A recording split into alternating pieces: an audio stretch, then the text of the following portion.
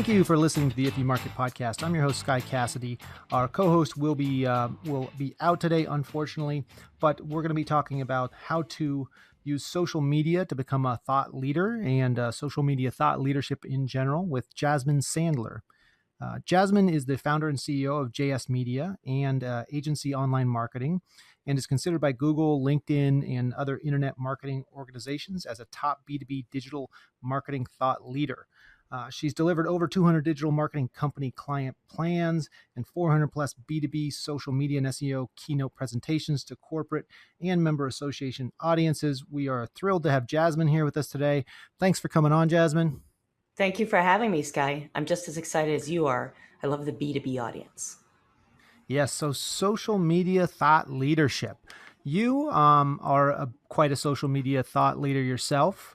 That's the general topic today. I want to start out a little more about you, though, and about your company so people can get some framework to where we're coming from.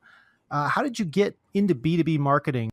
Yeah, that's a good question. So I'll just go back a little bit before I get into my IBM days. But when I was in school, very early on, I kind of fell in love with two things, interestingly enough: branding and the nature of how business works from a kind of like business partnership perspective.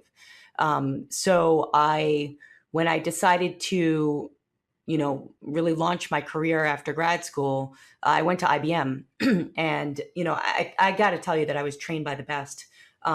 So I went to IBM and I got a double MBA in marketing and CIS. But really, I really wanted to understand business. So when I worked for IBM, my role was, in the managed data services networking group, which is like the very early days. I'm talking EDI, VPNs, pre-public internet stuff, right?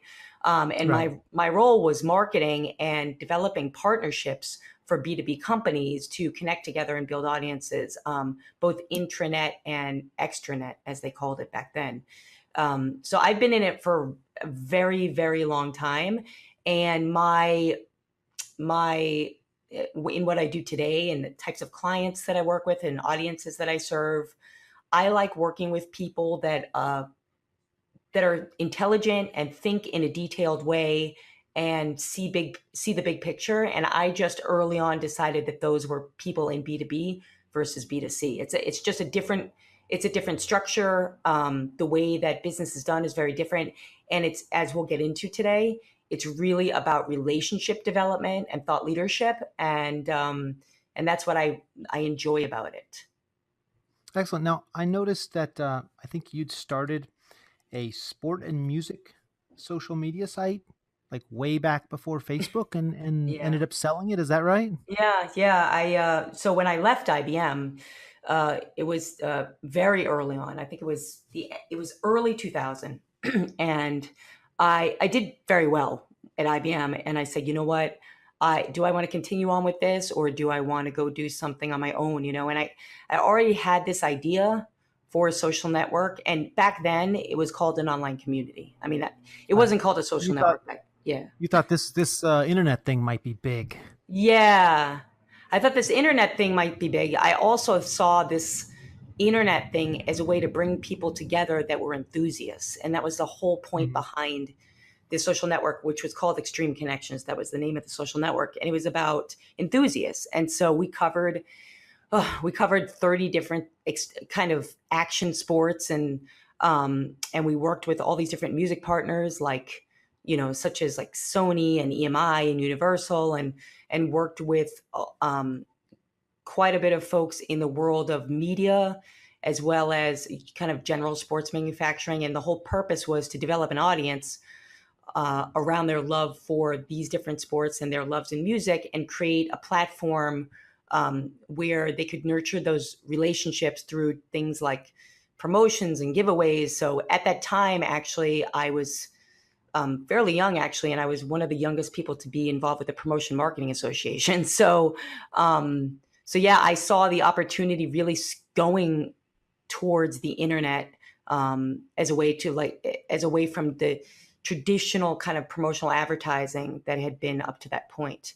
Right. Get these audiences to have a community online kind of. And that's pre MySpace, probably Yeah. pre X Games really being something Well, it that was during, yeah, I ended up working with the guys over at ESPN, and I worked with the Action Sport Tour, which was, I think it was an ABC property. I was so many years ago, I can't remember at Mhm. this moment. But yeah, that was like in 2000 and it was 2000 to about 2004. And then and then after that, I tell people that that is where I really feel that I earn my stripes in the world of what I do today, because So I 2004, that's yeah. when Facebook started, I think. Yeah, I think it was. Are Well, you telling me you sold your company to to Facebook, and then you got out and sold your company at the same time they were coming in? That's great. So you've yeah. been in social If I media was smarter, I would have almost since sold it to it's been them. around. I gotta be honest with you. Yeah. But anyway, so go ahead. I'll say you've been in social media from the beginning, basically. You Yeah. you Since know the you had an early successful social media company before anything anybody knows. I don't know how many people listening even remember MySpace. Spoiler alert, they're actually still around. They kept the same name for some reason. Absolutely. Uh, Well, I mean, it has equity, right? So that's what they told me. I met them at an event, and I said, "Yeah, bad equity. I don't know about that." yeah, I was a big MySpace lover, so Yep, I loved it until everything started glittering, and I'd never seen anything else before anyway. And then it that's just true. started glitter everywhere. You couldn't see anything. Everyone's sparkling and moving, and um, I found it quite annoying. Yeah. But so anyway, social media. Now let's connect that to thought leadership. You've been in this field for a long time, and back through to B2B marketing. What was the path? And you spoke a little bit about IBM and coming through from there, and and, Mhm. and finding kind of your love for B2B marketing. How'd you get from there to where you are today? Yeah, so after the sale of that social network, I kind of went out there and started consulting for other agencies. And one of the agencies that I ended up consulting for a few years was a kind of like S&B type, actually more of a creative shop than anything. And I helped them really break into providing their clients with social media strategies and digital marketing programs, right? And so we ended up doing some work for some nonprofits, and also supporting some local politicians in terms of developing these. This is what I do, right? I do online audience development. I've been doing it forever. And Yep. so when in the process of doing that work, what I constantly came up with were strategies around igniting the human element, right? Around creating community leaders online, about creating content that people could kind of circle around because it was important to them. And, um, and that's where I saw this whole, well, I don't even know if I recognized it then, right? But it shaped into what now that I deliver and have seen with a lot of my clients is the opportunity for individuals to brand themselves online and become thought leaders by becoming what I've always called, like I always use this airport analogy, this hub and spoke type of thing, which Right. is, like if you look at, any airport map, right? I don't know. I guess I'm on planes a lot. There's like the hub, and then there's the spokes around that, and that's what I think of when I think of a thought leader. The thought leader is the man or woman. In this case, I call it social branding, right? That's online, that is there to be that thought leader. In other words, that person has committed to a position. That person has committed to that position because there's some value in it, whether it's related to the value of that individual, like in the case of like the work that I do for all these organizations where I'm a resource for career building, or more importantly, in this case, it's for the individual CEO or managing director or marketing director that wants to be the spokesperson for that company. And so what they're doing is they're building a brand of thought leadership. So in essence, they're becoming an influencer around their customers, around their partners, and even their employees. So I don't know if you're answering your Interesting. question, but Is that yeah? it was I'm long I'm winded. I'm sure we got it in there. Yeah. Is that typically when it comes to thought leadership, Yeah. and I've heard this bounce around from a couple different people, Sure. um, that their company didn't want to build somebody as a thought leader because investing that time and energy, and if they weren't a founder or something like that, in a marketing director or a VP, they would just eventually take all of that value somewhere else. So they instead would focus on the brand. They wouldn't create any thought leadership. What are your thoughts around that? Well, that's a good question. So, yeah, there is, I guess, that companies that tend to not do that or maybe fear doing that. The ones that I've been involved with, a lot of times it's a time issue that they have, and because so I work with quite a number of CMOs, right? And they're really busy people, even CEOs. Right. So they generally don't have the time, and they really want to focus on what their role and responsibility is. However, what I educate them on is this is part of your role and responsibility because you're a leader in an organization, right? So Right. it needs to it needs to be that. And Let somebody else run the report and you focus on being the figurehead, kind of. yeah, I mean and at the end of the day, it's only going to benefit them, because Yeah. I've worked with many clients where they resist that or they don't have the right person, and many times it's just, I mean, I just thinking of all the trainings that I've delivered, and many times it's just about the fact that it actually comes more naturally than organizations might think. So for example, I had this client last year up in Boston, which is where I'm from. That's a plug for Boston because I'm a big fan. But anyway, so they do HR outsourcing. They sell B2B.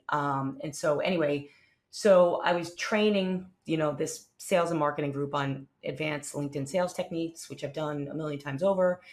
And I was trying to hone in on the fact that they need to decide who it is that's going to carry the ball forward. And it was just this one sales guy who I start to kind of get in deep with in terms of, how does he work with clients and what does he do in the local Boston area, right? Like what conferences Right. is he involved with? What industry sector is he in the case of this organization, right? He was in charge of the financial services sector client base, right, in Boston. So, how can he become a figure without it detracting, right, from the organization, without Right. it, like I think you were alluding to, singling him out so that he could then take this and run somewhere else. So Right. If he becomes the product, then if the company's not really investing in the company, they're investing in that individual, and the ROI is possibly for a competitor, or once they create this thought leader, now the person has all this leverage to go find a better deal somewhere, to bring their talents elsewhere. yeah, So I guess, I mean, when you're looking to be a thought leader, is it something that typically individuals say, hey, I'd like to become a thought leader in this space? Or do you see more often that it's companies saying, like, okay, we need a thought leader in house? Who's it going to be? yeah. You know what? It generally comes from the individual. I'm just thinking of all the clients. I would say it's more from the individual than the company. So when I get phone calls, right? Like for the last few years, I've been very honored to be able to work with Roche Diagnostics as a client, and I haven't been working with the company. Like the company didn't call me and say, "Hey, you know what? We have this company-wide initiative." I mean, they have so much going on. They're a humongous company, but the individual executives called me and said, "Hey, someone saw you speak, about personal branding for executives. Can we work with you individually?" And it's turned into this mountain of clients that are all individuals, but what they're looking to do is they not necessarily looking to leave the company. They're looking to raise their salary at their company. They're looking to get on Right. boards. They're looking to go to their HR teams and their corporate communication teams and say, hey, you know what? This leadership stuff is really important for our company because at the tail end of the day, what is it going to do, right? It will raise the stock value of a public company. It will get them Right. more company wins on RFPs. I mean, there's just tremendous value. But usually the initiative, at least for me, has been an individual of a company calls and says, hey, you know what? This thought leadership stuff, how can it help my company? And so what that looks like a lot of times, especially with law firms that I've worked with, it's not about one partner. It's about all their partners. It's about associates and partners, and them actually becoming thought leaders within their individual practice areas. And that's really important. If any, for who's ever on here that's in B2B, that's where most of the wins are for you to become a thought leader in an individual practice area because that's where you can really commit to something and build a differentiator. Right. And then I guess if companies are looking for a thought leader, they're not necessarily going to say, let's grow one. They're just going to buy one. And so once you become one, they're going to look to buy you, which is why they probably don't want to grow one, because somebody's going to buy it out from under them. Yeah, potentially. I just haven't, I mean, I really haven't run into that, at least in my work so much. It's usually the development of internal thought leaders. And in the case of influencers, which would be a little bit different, and subject matter experts, of which, we bring them in when we need to for our clients, we're usually, that's something that it's part of a marketing program, right? So if they want to bring in someone else to carry their message forward, that's just a matter of bringing in a related influencer or subject matter expert to provide content and be a part of a campaign. So that's my experience, right? Yeah. Yeah, you're going to hire a spokesperson, not kind of create one from whole cloth. Yeah. But if people want to become this, that's kind of their initiative to make it happen for themselves. Yeah. Yeah. I mean, I would hope, at the end of the day, a lot of the conversations I have with larger B2B companies is something that but I know will just become more relevant, probably in 2019, if I was like thinking about trends.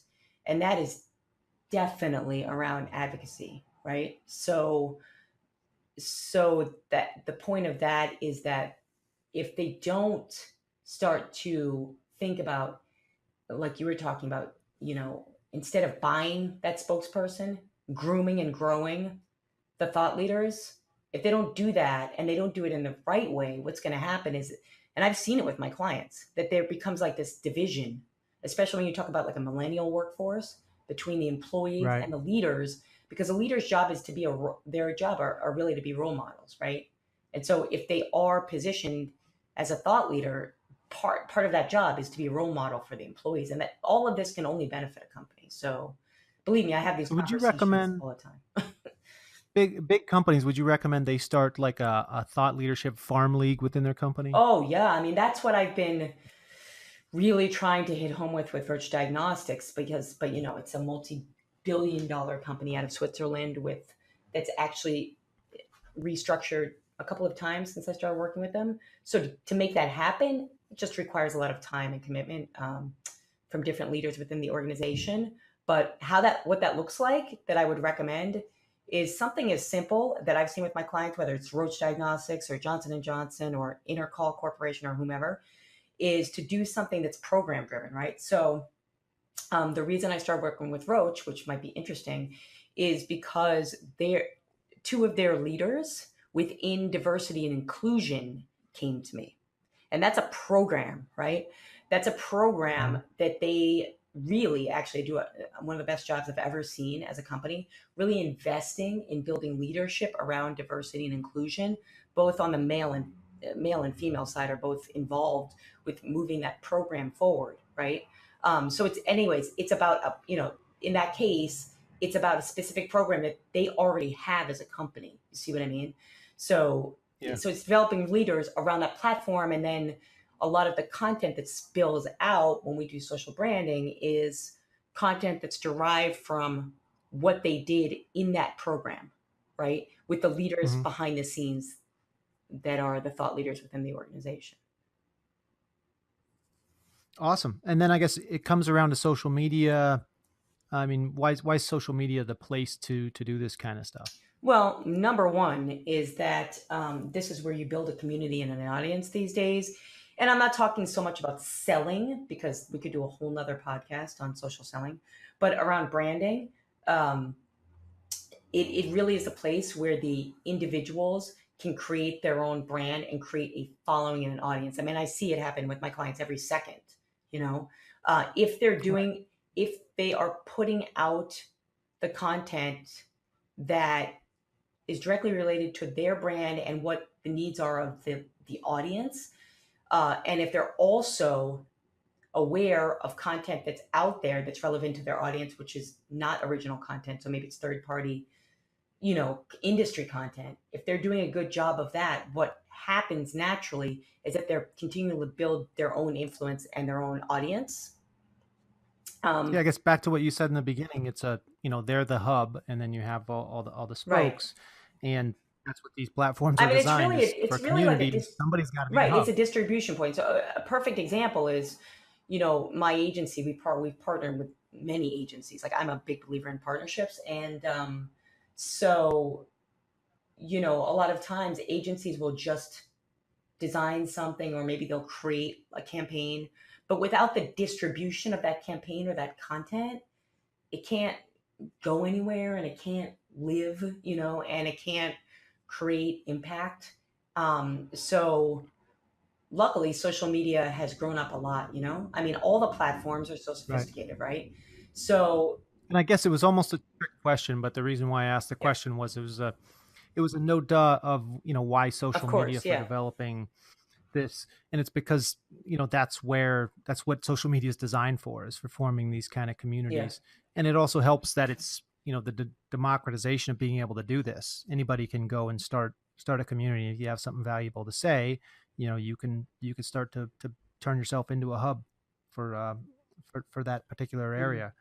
um so sorry to throw that at No, you, no, and that's kind of have fine. something I was expecting you to come back with, but you nailed it. Okay. Yeah, no, no, no problem. You said I could ramble, right? So excuse me for Oh yeah, ramble on. Um, so thought leadership, social media, we've kind of wrapped it all together now. Now let's get into the meat of it a little bit before we take a break. Give people somewhat of a teaser, on this. Um, Becoming a B2B thought hmm. leader. Obviously, social media, we're thinking about LinkedIn primarily. I'm sure the other platforms come into play Yes. quite a bit as Yep. well. But do you have a general outline for people that come to you and just say, hey, I want to be a thought leader in this area? What do I Oh, do? yeah. Like, how do people get started? What's the first steps? So one, Do you need a specific kind of person or? yes, excellent question. I love that question, Sky. So I look to work with specific types of people in terms of like the one-on-one work. Anyway, because they need to be what I found the commonalities across any individual clients that I work with that succeed are these things. One, they have to be driven. I mean, it's a no-brainer, but it's important. Uh, Two, they have to really be committed to doing this, because unfortunately it's not done overnight unless you write some pop song that some label picks up. I'm joking, but I'm also serious, right? I'm Right, also a singer, so I always right. make Well, music analogy. you have the consumer side with like the Kardashians and Yeah. stuff like that. They're thought leaders. Oh, They get paid that, to show up at a club and just sit there and whatnot right. but yeah, that kind of flash of consumer attention, a little bit different in Correct. B2B. I think what you were saying in the beginning, what drives a lot of us to B2B is you have to actually be good at it. So it's kind of a higher Yeah. bar and than the consumer side, where you can just throw some Hail Yeah. And Marys. so the individual clients that I've worked with across all of them, they all have something specific that they want to do, right? So they're all different. And I'll just give you some examples. So I've worked with, I'm just thinking, so if I break them out right into segments, one type of client I always tend to work with are B2B folks that are looking for investors for something, or buy into something, and they need to build a brand. So they want to build their They want value by building the brand around they want to themselves, build their kind of. value, but they also want to make sure that when somebody Googles them, right? Because I also do SEO, but that is not important. What's Yep. important is when somebody Googles them, or they look them up on LinkedIn, or wherever they're going to find them, that presence, right, is of the highest value, and it's current, and it aligns with what that individual or company might be investing in, right? So purely that's very important as far as a goal. The second goal, I would say, that where people really succeed, and I would say the majority of the clients I work with are looking to become speakers. Now, whether that's so there's two reasons for that. So one is they want to become a speaker because they want to drive visibility in an audience around their business, or the company that they work for, or their organization, or their unit, or something like that. And then Mhm. secondarily, and this is much more work on our end, is we get them out there as paid speakers, right? So And this is a lot of folks because, they've done their time. Like maybe they've worked for a number of years and you know what, now they want to get paid for their value as speakers. So Right. that's another one. And then similarly, I would say that uh, the thought leaders that I've worked with, whether individually or the training, as thought leaders, they want to have something published. Now, whether that's a report, a number of reports, a book, a group of books, maybe they want to start a podcast, that they have it's something specific that they know they want to do because it has value, right? So so Right. these are more of the senior level folks, right? Um, so if they have that, they are a good fit for this to become thought leaders because they're driven, they have a commitment, they have a knowledge base, like you mentioned, right? And they have specific goals. And Right. So I guess, yeah, the specific goals. I guess the people I was going to yeah, ask you what people fail, and then I'll throw it out there, and you just tell me if I'm tell me how wrong I am. But it seems like the people who just want to do it because it sounds cool yeah. would be a big Well, failure. let me just I'm going to answer that. I want to address that, but I just want to tag on to what I was saying. Just because I don't know who's listening. So the other people that are actually very important that I haven't mentioned are the people that maybe they don't have yet, like most of my individual clients, right? They generally have, I'm talking about the ones that, we really build and get out there. They generally have at least 10 years of experience, maybe 15, right? But the more junior Right. people underneath that, like, so let's say you're a marketing manager, or even a marketing coordinator, or a marketing director, a VP of marketing, right? But maybe you don't have years and years of experience. Maybe you haven't written reports and done all of that, but you want to, again, it's about personal branding is all about increasing your value, right? So, and thought leadership. So Mhm. maybe they want to build, which I do quite a bit, which is building up your value to be able to go from, let's say, I don't know, it depends on where you live, right? I live in New York, so everything is ridiculously expensive. But let's say you want to go from $80,000 a year to $100,000 a year within your own company. So I've seen that work just as well for those type of individuals that really want to build their brand and do something so they can either go back to their boss and say, hey, you know what, I did this within this time frame, like launched a program internally or got employees rallied around something or helped to work with my sales team, right, to grow more sales, something that they want to make happen, and it can happen through the branding exercise and through thought leadership. That's another audience I really don't want to dismiss because they're kind of equally important.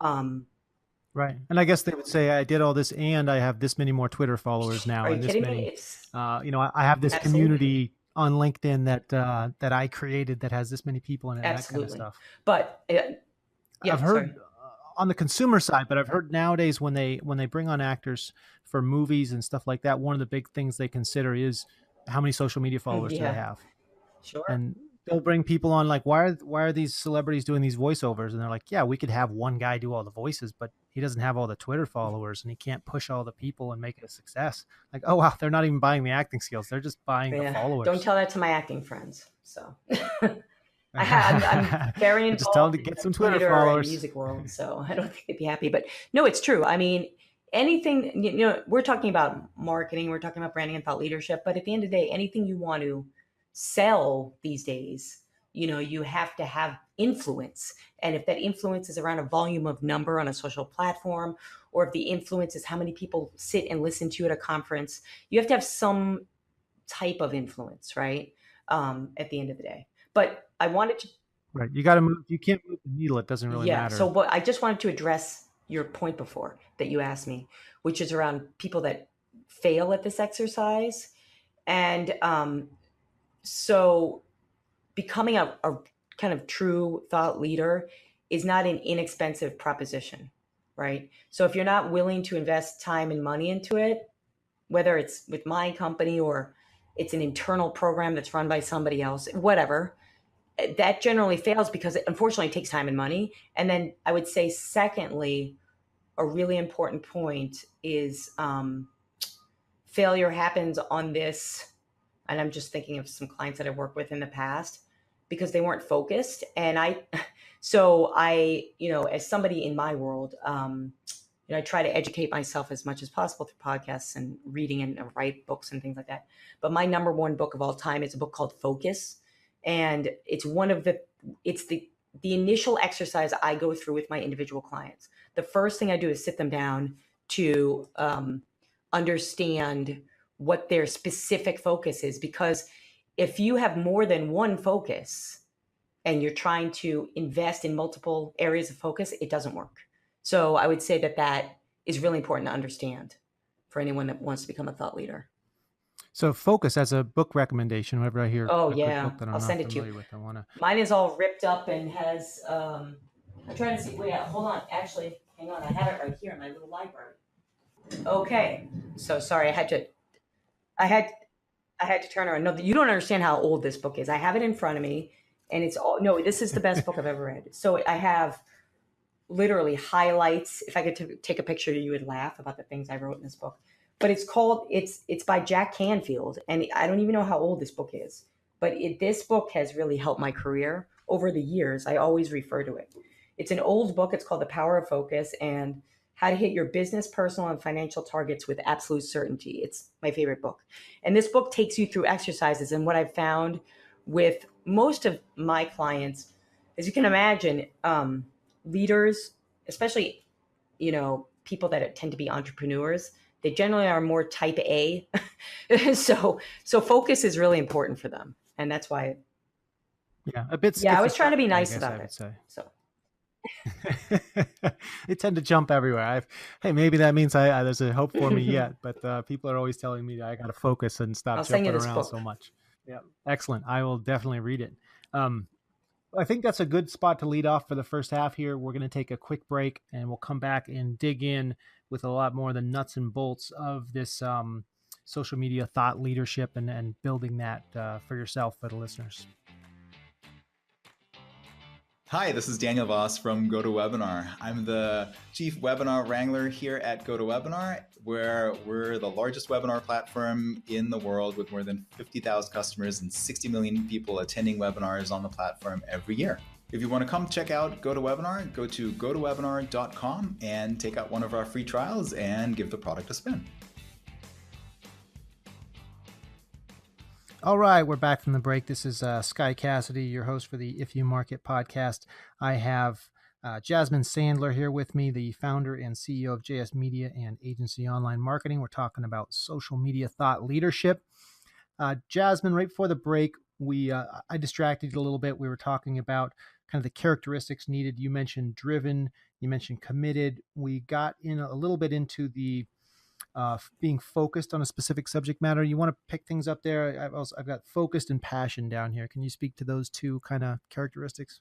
Absolutely. So, like I said, I mean, we were talking about how to almost ensure your success in this area. So having a focus and an absolute passion around the subject matter where you have practical experience and you also have a good knowledge base is extremely important, because without those two things, either you're not going to come off as authentic, which to me is a major keyword when we talk about thought leadership, or you're going to really not be able to deliver on the commitment if you don't have the knowledge base. Right. Constantly putting your foot in your mouth, trying to be a Star Wars expert when you never watch the movies. I am not a Star Wars expert. Oh, I wasn't speaking of you. No, I know, I'm joking. I'm just thought leader. Right, exactly. Yeah, know the subject matter first. You mentioned having 10 to 15 years of experience. Yeah. You can't expect yourself to come in and be a leader on day one and know the materials. So I guess have that down first, then be driven, committed, and, focused on that. And then the passion part, I guess you'd mentioned you have to really stick with this and believe in it and want to do it over the long term. Yeah, like I was mentioning too, and honestly, I didn't bring this up, and I'll make it fast. So I always tell people this, because people ask, well, how did you get in this career, And I say it really goes back to when I was 6. When I was 6, I clearly remember watching a commercial and saying, and just thinking to myself, like, that's what I want to do. And I think in my head, what I was saying is I love branding, and I'm still in this branding space. So it's something that I really do like promoting others. I like, creatively designing what that's going to look like. And so, you got to think about what it is that you really do have a passion around, and you really have expertise. And you could stand up in front of a room, because I always get this every time I do a keynote. there's always one guy, right? Who wants to bash you. It's like everywhere, every time. So you got to be 100% confident that if you got in a room and you had somebody in the back of the room whose intention was to get you out of that room, that you'd be able to be 100% confident. So Right. that's something I can't stress enough, actually. There's nothing worse than a B2B heckler. There's so many of them. I don't know who puts them there. Yeah. I think these are the people who wish they were thought leaders, want to be thought leaders, and they want to tear you down when you're up in front of it. It's not nice. Not nice. They want to school you on what you should have done instead of what you're doing. Right. How funny is that? Don't be that guy or girl, people. That's right. I'll just say that guy. We'll give the girls a pass on this one. You're nice. Yeah. I think it's usually guys. It takes a certain kind of ego to be that person. It is generally guys. That's true.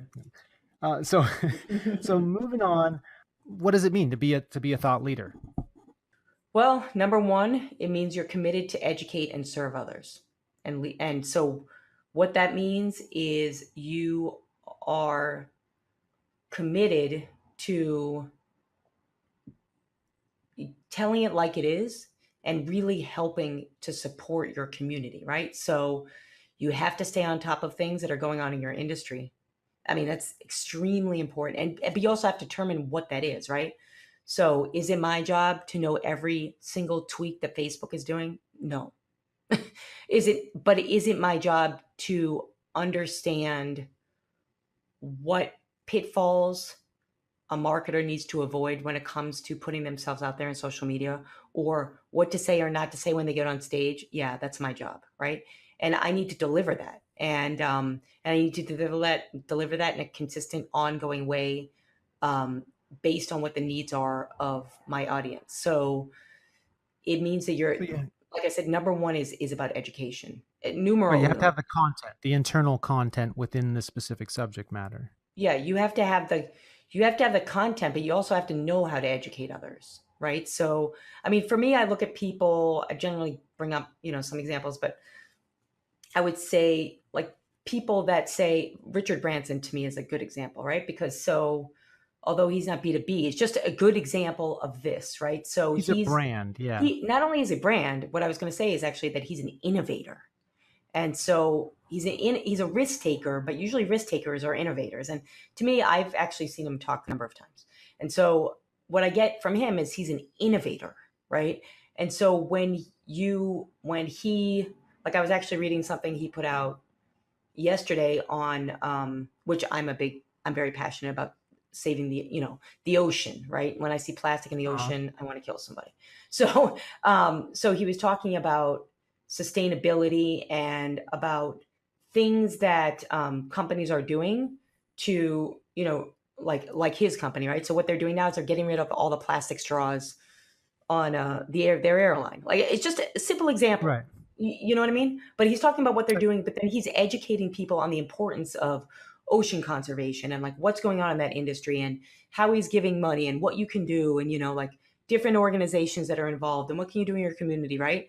So he's passionate about that. He's an innovator and he's educating his audience who actually cares about that, right?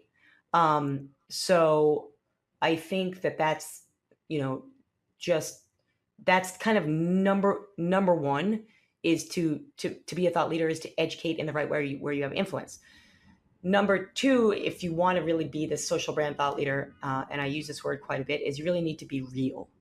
So authentic. I have a gentleman that's going to be a speaker at a conference I have coming up, and he has a show called Real Talk, and I love it because that's what it's about, being real.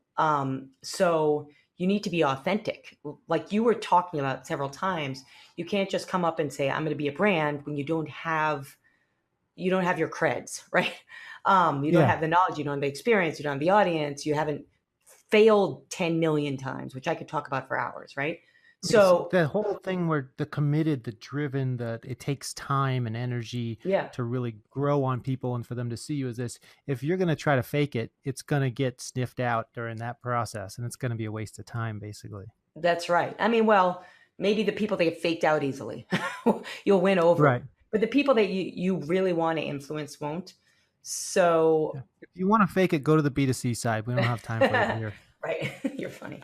But so I think so if you really being a social brand and a thought leader as a social brand in whatever industry you're in, you have to commit to education, and therefore you have to be smart and you have to know what's going on. Now, I am not the person to tell you need to read a million books. I am not that person, right? And I'm also not the person that says, I mean, this podcast is amazing, but you have to listen to a million podcasts either. I am a little bit different. I'm a little bit more old school. I get most of my knowledge and most of my passion for what I do in actually talking to others in my industry. So Right.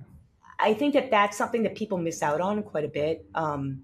So you can have those conversations in social media. You can learn from others in social media, but also it's equally as important to take it offline. So the conferences that you attend, the networking events, the associations that you're involved with, these are perfect breeding grounds for learning, right? And knowing what's going on. So the more that you're actually involved with your community and your industry and having conversations and connecting with people, this really can help you to become a thought leader because you know what the people want, right? It's almost like becoming a politician in a way. You have to know what the people want, right? And you need to understand the topics that are important, and you need to know where it is that you're going to have the win, right? As a thought Yeah. leader. So It, I it think those dawns on things. me. I wrote something down here, Yeah. and I just wrote down the return is your passion. It seems part of the authentic in the passion part and the line to success in this is that you can't be just thinking, oh, I want to do this because it's not an ROI thing. If you look at it and say, Yeah. I'm not going to get a return on this, I can't spend 10,000 hours on LinkedIn. I'm not going to get a return on that. Well, then your return has to be the interaction with people. It's like saying, I'm not going to go to this party because I don't see the profit at the end of it. Kind of, it's if you're not enjoying it and doing it because you enjoy it, it seems like it's going to be very difficult if you don't enjoy the subject matter to put in the time and energy because the ROI is likely never going to be there outside of your personal enjoyment. Well, it's true. I will tell you something. I love that you say that because because it is, I mean, I'm the person to talk about putting in a lot of time and energy, and maybe not, I mean, I'm talking about my own, not my clients, but my own projects, my own businesses, right? So this is my third business I've owned, right? So I get it. And so you got to be able to, the only way you can keep going is you have to have the passion. You're not going to keep going if you hate, and this goes for anything, right? If you hate what you're doing. So, and if you are only focused on the dollar sign and you're not hitting that dollar sign in a time, even if it's a reasonable conservative time frame, you're going to probably exit if that's your only goal. And I've seen it happen so many times, I can't even count it. But I was going to say quickly about a conversation I had with, because as a keynote speaker, I know a lot of speakers and I also help speakers. So a few years ago, I sat down with a gentleman I really respect, who's an author. He's a speaker. He runs a few companies. And we were talking about the business of speaking. And I said to Mhm. him, I said, and he speaks quite a bit globally. And I asked him how much he made as a speaker, and it's a side thing for him, and what other speakers should expect. And he said, well, I'm netting maybe $60,000, $100,000 a year just for the speaking. I don't know if I would, and he said to me, I don't know if I would tell anybody just to go out be there to be a speaker because, I just do it. And I was like, well, that's good information. Yeah. However, people that really like me, and I love speaking, I really enjoy it, and I really love actually having an impact. If all the presentations and speeches and trainings that I've done or the ones that I'm going to do have been only about money, I would have done just a few, right? So it just Yep. doesn't equate, and so whatever it is you decide, if you say, yeah, you know what, people have told me I'm a great speaker, and furthermore, I have something to say that's really important, then you will do that and good things will happen, right? So you got to kind of like pick your path. I feel like it's like being a comedian almost. If you're not willing to go out on stage for nothing to get the ball rolling for a long time, you're never going to build the audience, the skills, what it takes, and you'll burn out. So just Yeah, don't even bother exactly. if you don't enjoy the lifestyle. So what about? I mean, when I said, what does it take to be a a um, a thought leader, kind of, or what is a thought leader? What about the what is part of? Okay, if you're doing this stuff, if you have the knowledge, but just straight up followers? I mean, is there a secret society that comes and gives you a medallion when you get to a certain point and says you are now a thought leader? Or how does somebody know if they have this Yeah, well, that's badge kind of? interesting. So I say it's interesting because I could answer this in so many ways. But I'm going to tell you what's important, and then I'll give you some other information. But what's important, I want to go back to the goal, because for me, I mean, I'm a business owner, and for my clients and for my audiences, they're in marketing, which ties into sales. At the end of the day, you have to move the needle somewhere, and you have to have some type of result. So that result starts with that goal, right? So I talked about goals. So you could have, I mean, believe me, I know people that have millions and millions and millions of followers that are still working 24/7, Right. right? So um, the number of followers is not as important as you hitting those goals, right? So the goal, let's say your goal is to get a couple of investors, and you grow your audience to a certain size and you start getting some pickup and get some investors. Then you've met your objective, right? If your goal is to become an influencer that's going to get, and you can, there's lots of companies out there that pay actually B2B influencers. And I personally am friends with a few of them, right? I myself am an influencer in a certain category. That's how we found you. We were, on LinkedIn. You popped up for who knows what. We're always in the B2B space, and Yeah. oh, let's get this person on the podcast. She knows her stuff. This is a great subject matter. Yeah, so I mean, it depends. Again, it goes back to what your goals are. So, you could get a verified badge on Twitter, or you can't get a LinkedIn influencer badge because they only do that. They only do that for 500 thought leaders a year, and the list is really slim. And right now, they're not even doing it. So I would say just you don't even go there. So LinkedIn is a secret society. They'll just show up at your door one day. Yes.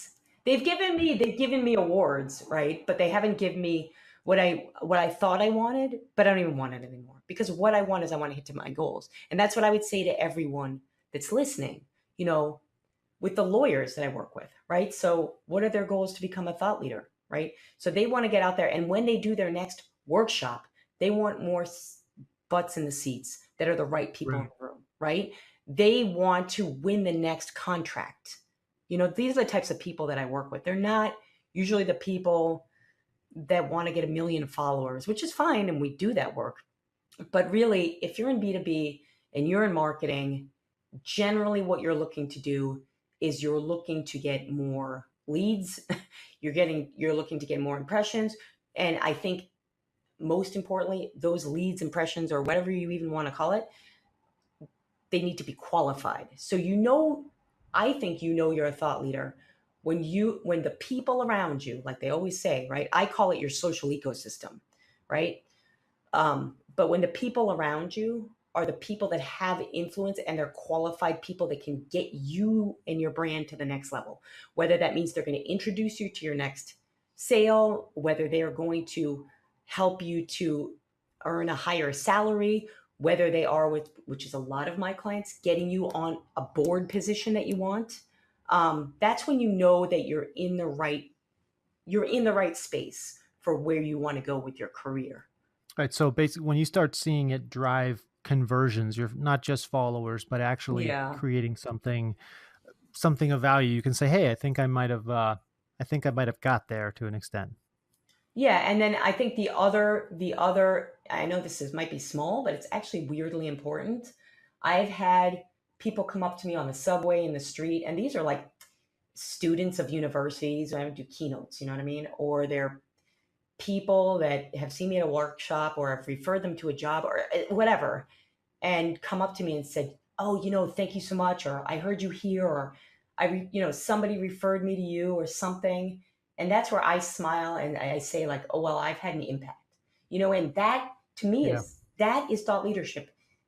It's about having impact. It's about helping others.